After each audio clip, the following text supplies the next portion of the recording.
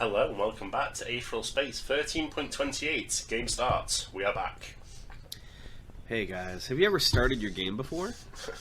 I start it every day. In fact, all of you are my fucking little pieces. I'm still playing. What game are we? Go. Out of curiosity. I don't know the rules, unfortunately, so you're not... Ah, yes, the gentleman's chess! I don't know the rules of Go, so you're not going to live very happy lives, unfortunately. all events that happen to you will be a result of random chance. You know who was sure to have a happy life? Okay. Dragon Hadrian. Of course. Shall we read about him? He smiles every chapter. Yeah, smile. He was impressed.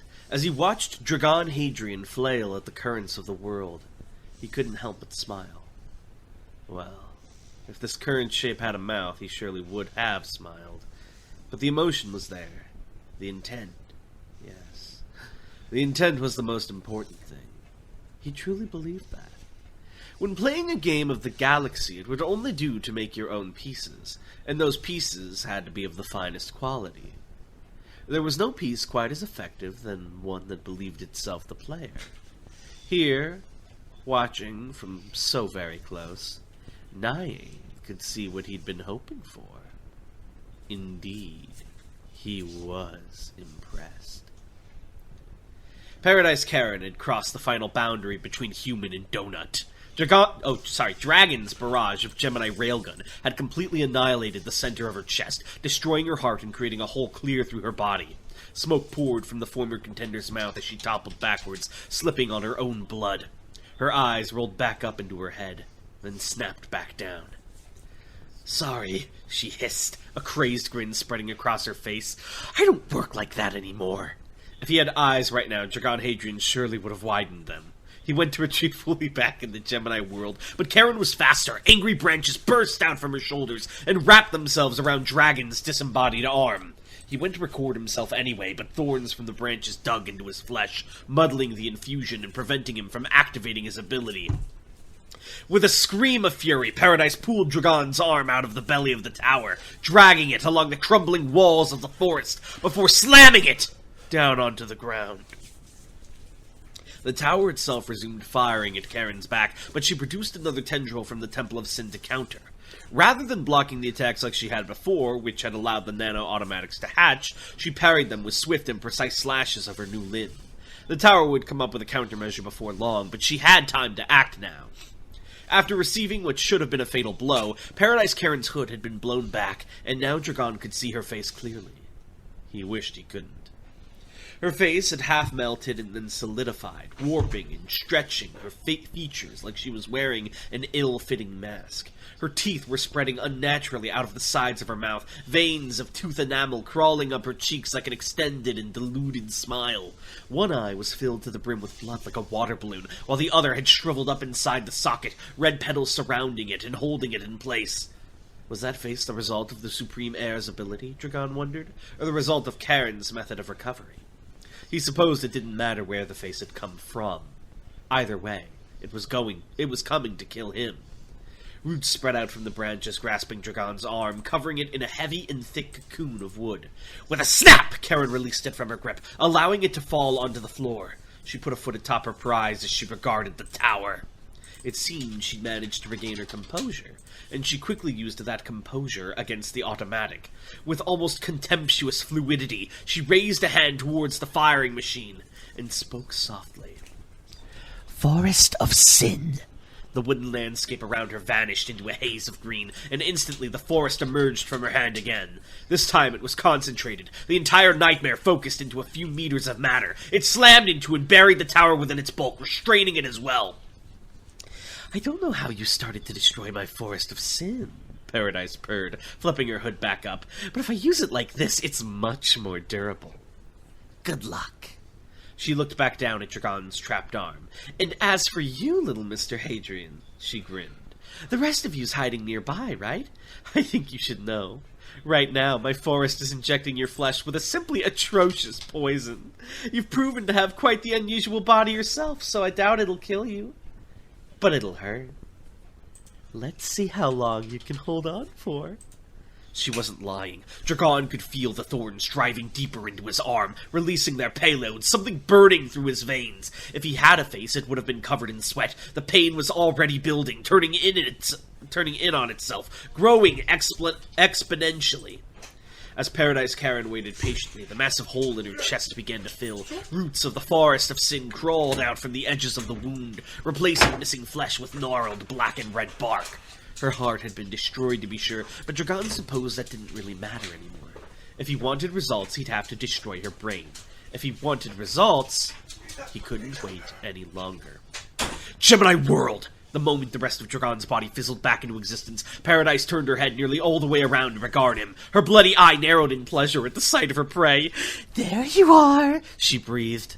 "Here I am," Dragon agreed. He'd manifested the rest of his body separately from his captured limb, blue aether fizzling at the edge of the stump of his left arm. He had limited options right now. The cocoon surrounding his arm was strong enough that it wouldn't break with a quick Gemini railgun, whether it was from the inside or outside. His gaze flicked over to the super-condensed lump of sin that had encased the Arcana automatic. It would take time for even the tower to break free of that, and when it did, it would treat Dragon as an enemy as well. It might even prioritize him, given their earlier encounter. Still, it wasn't all bad. The fact that the forest was occupied, restraining the tower, meant that Paradise couldn't bring her full force to bear against him. Presumably bear instead of beat. If he could press the advantage before the tower escaped, he could win. Although, would she die if Dragon knocked her head off? He destroyed her heart just now and it had done nothing. Dragon would die if his heart was destroyed, even if this regeneration would restore the organ for his corpse. "Dead boy?" said Pan, stepping out of Dragon's shadow.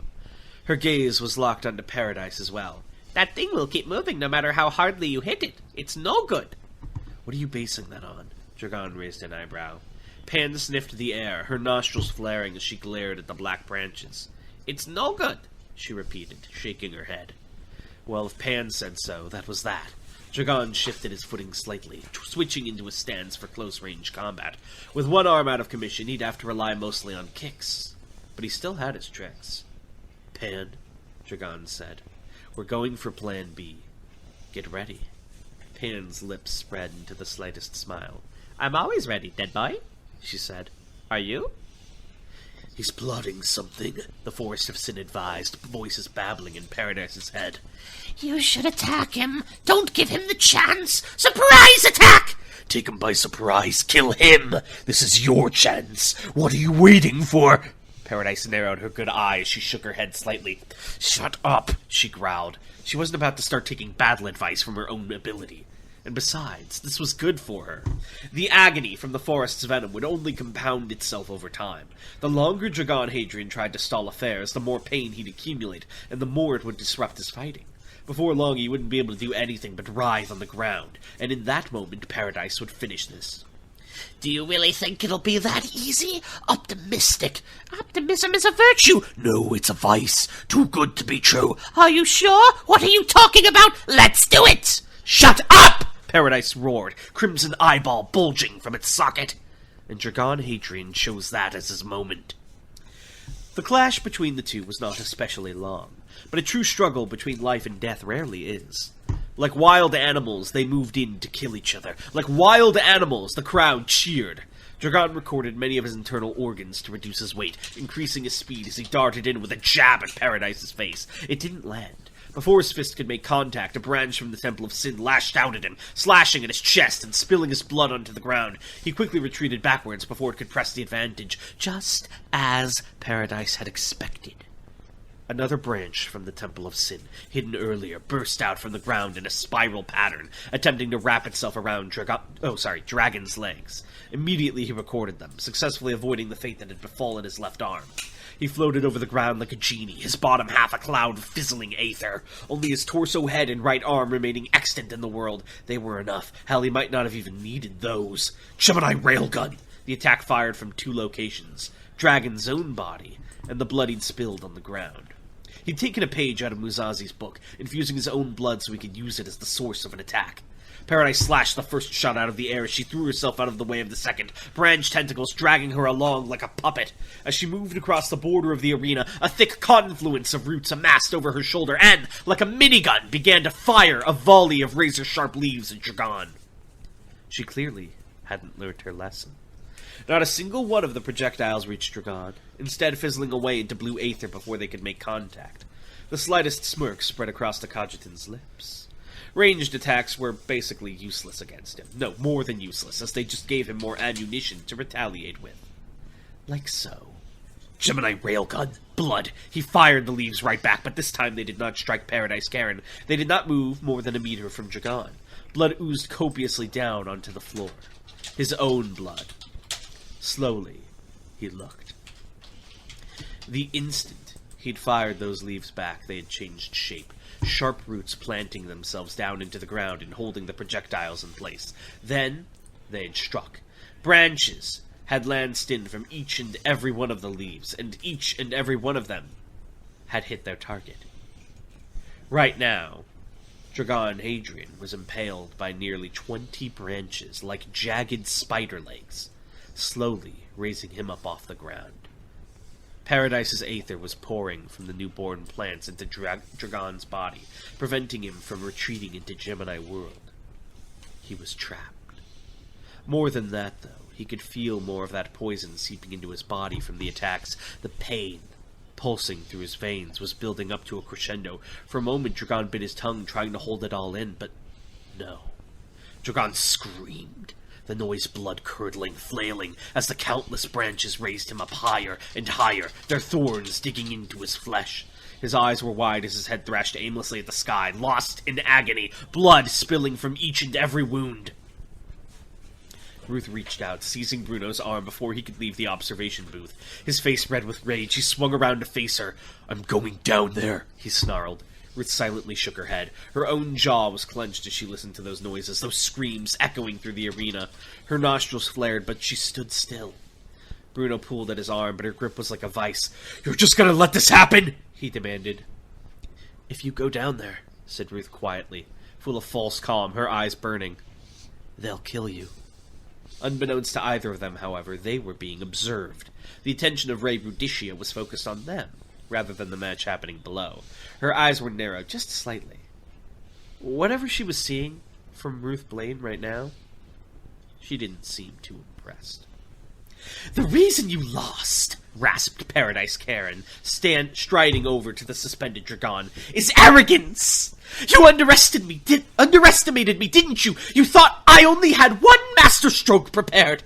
Like a dying fish, Dragon gasped silently in the air. "Good," Paradise thought with a creaking smirk. "That's how someone like you learns their lesson. A final humiliation." She reached out a hand, and the Temple of Sin crawled out of her palm, forming a mighty spear of apex wood in her grip. For a moment she idly twirled it, before aiming it right at Dragon Hadrian's temple. It befit a fish like this to be skewered.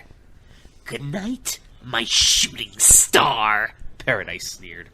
She thrust the spear forward, and Dragon Hadrian's head snapped back down to look at her. And he struck with his own spear. It wasn't a spear of wood, like Karen's.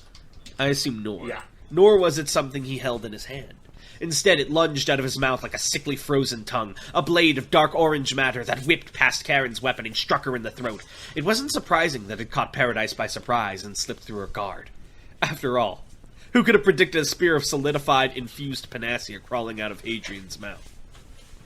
It wasn't a kill shot, but that was fine. It had pierced Karen's flesh. It had made contact with the thing living inside her, the thing keeping her alive, the Temple of Sin. That was all Pan needed. For those in the crowd, for those glued to their videographs, for each and every spectator save one, the events to come barely lasted a second. But for those directly involved, everything went black, and everything went orange, and everything went red. Sorry, I had a stuffy nose for that reading. No worries, because My God. Venom got you. It's I hope compounding. it didn't come across too bad. It's like, I wanted to blow my nose that whole time. My God. Agony.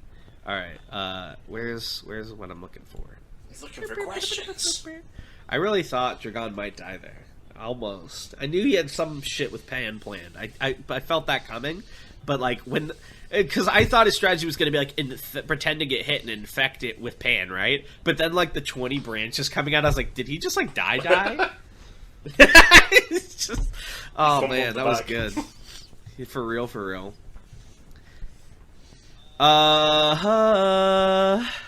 Ainsworth asks, is there a connection between the Tree of Might and the Forest of Sin? There is, actually. Paradise Khan's teacher was Loro, who used to be a member of the Tree of Might. So when she took inspiration from her ability from him, his ability that was similar was a Tree of Might sort of traditional ability. So that's the connection. His was Kingdom Come was his dust manipulation, but he had another ability.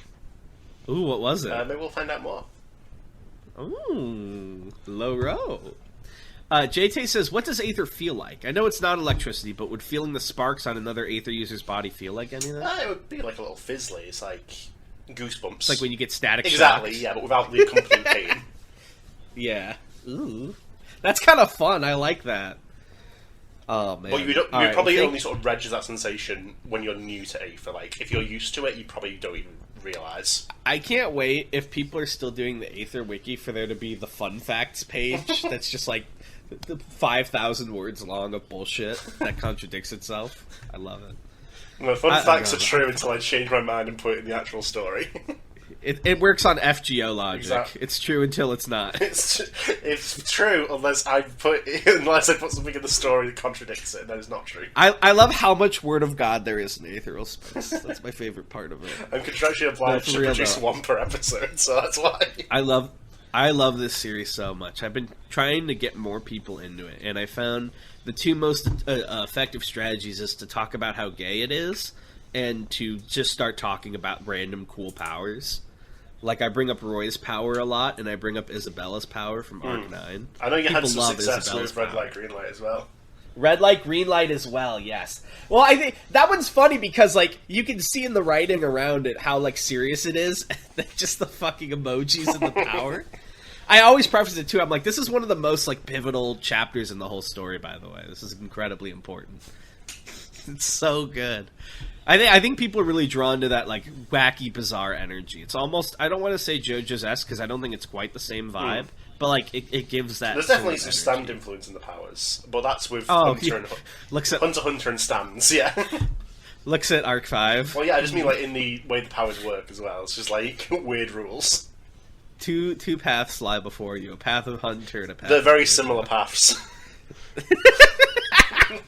I missed that. That was such a good meme in the community when Arc 5 was going on. Kills you sweetly, kills you softly. Jeez. Alright, well, thank you guys for watching, and we'll see you all next time. Bye!